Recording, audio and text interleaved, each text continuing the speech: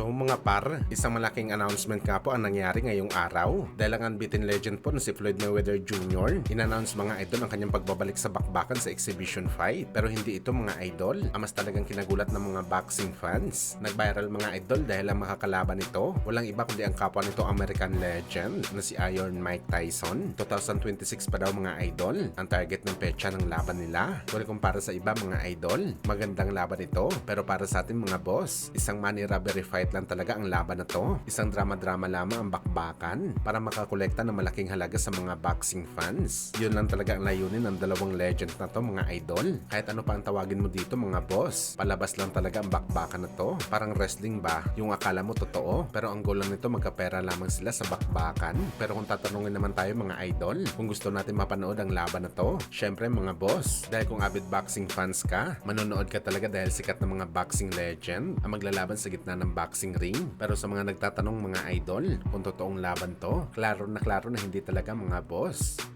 Samantala dahil nga sa bakbakan ni Floyd at Mike Tyson, dito na rin natin napatunayan mga idol na totoo talaga ang tiyanta natin kay Kalbo, na nervyoso talaga ito lumaban kay Manny Pacquiao. Mantakin nyo kasi mga idol, sa media na mismo sinabi ni Pacman na hinahamon nito si Floyd para isettle nito ang hindi pa nila natatapos na bad blood sa ibabaw ng boxing ring. Mamili lang daw si Floyd, exhibition fight ba o totoong laban, kung saan walang imik talaga dito si Floyd. At ngayon mas pinili pa nito na palagan si Mike Tyson na senior citizen na. Merong magsasabi mga idol, bakit pa ba lalabanan ni Floyd si Boss Manny? Tinalo niya na ito sa bakbakan. Pero ang tanong natin mga idol, bakit hindi nga? Kung ayaw talaga mga idol malamatan ni Floyd ang kanyang boxing career sa boxing sports, maglaban sila ni Pacman sa exhibition fight. Ganun lang yun mga idol. At bukod dito mga idol, walang sino man sa laban ni Floyd sa exhibition o totoong laban ang makakapagbigay sa kanya ng malaking halaga sa bakbakan, kundi si Pacman lamang mga boss. So ano pa ba ang rason mga idol kung bakit ayaw labanan ni Floyd ang Pinoy? Takot talaga ito mabugbog kay Pacman? Kung hindi kasi ito nervyoso na fighter, tinalo mo na si Pacman sa bakbakan. Bakit di mo kaya labanan ulit ito mga idol? Durugin at wasakin ulit ito sa bakbakan. Tapos kumubra na malaking halaga. Pero hindi ito ginawa ni Floyd, kaya walang ibang dahilan mga idol.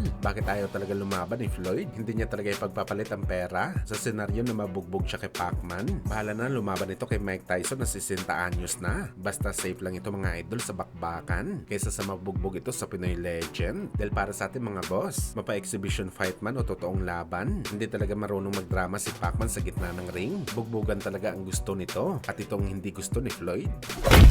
Sa kabilang banda naman mga idol, matapos nga po kumuha ng upuan si Kit one-time Thurman para lamang pumantay ito kay Pondora sa face-off dahil sa sobrang tangkad nito, kung saan pinagmalaki naman mga idol ng ating Filipino Flash Nonito Donaire Jr. na siya daw ang unang boxer na gumawa nito kay Pondora. Matapos sila magkita sa isang boxing convention, nakipag-face-off din si Flash mga idol sa 6'5 na boxer. Sa mga hindi po nakakaalam mga boss, si Sebastian Pondora po, isa sa mga idolo nito si Donaire. Isa daw ang Pinoy legend mga idol sa kanyang inspirasyon bilang isang boxer.